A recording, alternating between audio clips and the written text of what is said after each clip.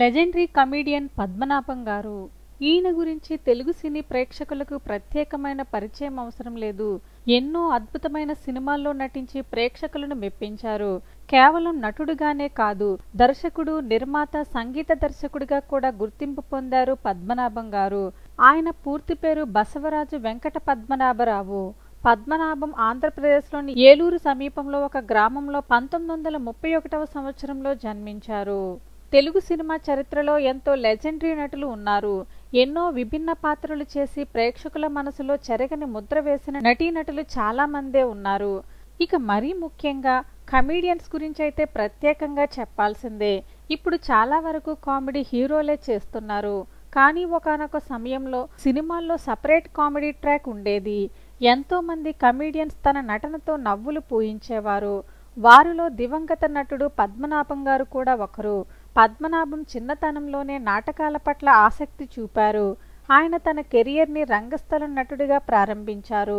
Child ఆర్టిస్టుగా కూడా చేశారు. అయితే 1950వ సంవత్సరంలో సినిమాల్లో నటించడం మొదలుపెట్టారు పద్మనాభం. ఆయన మొదటి సినిమా షావుకారు.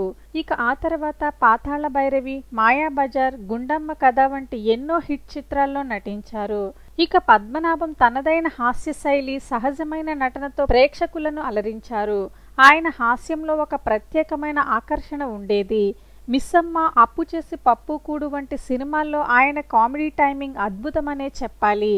అయితే కొంతకాలానికి ఆయన సినిమాలకు గుడ్ బై చెప్పేశారు. కానీ ఆ మధ్య కాలంలో రవితేజతో భద్రా సినిమా, అలాగే ప్రభాస్తో కలిసి చక్రం సినిమాలో ఆయన కనిపించి మెప్పించారు. ఇక పద్మనాభం 2010 ఫిబ్రవరి 20న చెన్నైలో గుండెపోటుతో మరణించారు. ఆయన మరణం తెలుగు సినిమా రంగంలో తీరని లోటనే చెప్పాలి. అయితే ఈ లెజెండరీ కమీడియన్ పద్మనాభం కొడుకు కూడా తెలుగులో కమీడియన్గా రాణిస్తున్నారని మీకు తెలుసా? ఆయన ఎవరో కాదు, ఎన్నో సినిమాల్లో కమీడియన్గా నటించి మెప్పించిన తిరుపతి ప్రకాష్. ఈ కమీడియన్ చాలా సినిమాల్లో తన కామెడీతో మెప్పించారు. జబర్దస్త్ లాంటి కామెడీ షోలోనూ కనిపించి మెప్పించారు. అయితే పద్మనాభం తిరుపతి ప్రకాష్కి పెదనాన్న అవుతారు.